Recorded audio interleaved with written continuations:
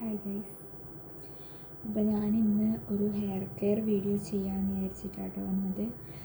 Hair care എന്ന് പറഞ്ഞാൽ വലിയ ഹെയർ കെയർ ഒന്നും അല്ല, പക്ഷേ ഇത് എനിക്കും യൂസ്ഫുള്ളായിട്ട് തോന്നി, അതുകൊണ്ട് ഞാൻ നിങ്ങൾക്ക് കൂടി കാണിച്ചു തരാമെന്ന് വിചാരിച്ചു. നമുക്ക് വേണമെങ്കിൽ ഇതിന് ഒരു ഹോം മെയ്ഡ് കെരാറ്റിൻ ട്രീറ്റ്മെൻറ്റ് എന്നൊക്കെ പറയാം. ഞാൻ ശരിക്കും ഒരു വീഡിയോ കണ്ടിട്ട് അതിൽ നിന്ന് ചെയ്ത് നോക്കിയത്, അപ്പോൾ റിസൾട്ട് ഉണ്ട് എന്ന് മനസ്സിലായാൽ ഞാൻ നിങ്ങൾക്കും കൂടി പറഞ്ഞുതരാമെന്ന് വിചാരിച്ച്.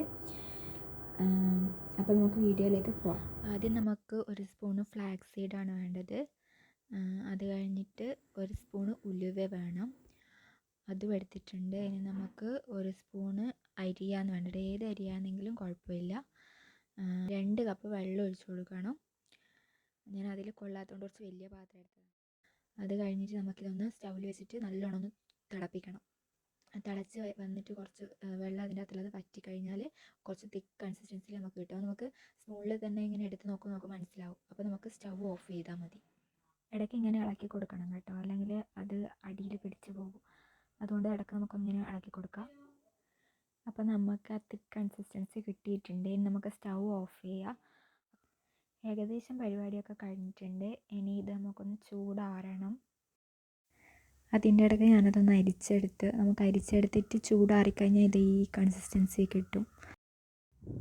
നമ്മളിത് മുടിയിലേക്ക് അപ്ലൈ ചെയ്യുന്നതിന് മുന്നേ നമ്മൾ ഏത് ഓയിലാണോ യൂസ് ചെയ്യുന്നത് വെച്ചാൽ ഓയിൽ കൂടി ഒരു സ്പൂണ് ആ മിക്സിലേക്ക് ചേർത്ത് കൊടുക്കുക. എന്നിട്ട് നല്ലോണം മിക്സാക്കിയിട്ട് അത് തലയിൽ നല്ലോണം മസാജ് ചെയ്ത് പിടിപ്പിച്ച് കൊടുക്കണം. 20 മിനിറ്റ് കഴിഞ്ഞ് നമുക്കിത് വാഷ് ചെയ്ത് കളയാം. ഞാനിപ്പോൾ ഹെയർ വാഷ് ചെയ്ത് വന്നു. നല്ലോണം ഡ്രൈ ആയില്ല ഹെയർ, ഇങ്ങനെയാണുള്ളത്. ചെറിയൊരു നനവുണ്ട്.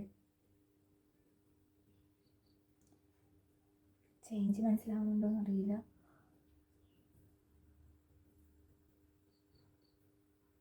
ഒരു സ്മൂത്ത്നെസ് ഉണ്ട്. ഞാനിത് 2 പ്രാവശ്യമാണ് വീക്കിലി അപ്ലൈ ചെയ്ത് കൊടുക്കൽ. അപ്പോൾ നിങ്ങൾക്ക് അതിനനുസരിച്ച് ചെയ്യാം. 2-3 പ്രാവശ്യം ചെയ്ത് നോക്കുക. എല്ലാവരും ട്രൈ ചെയ്ത് നോക്കുക.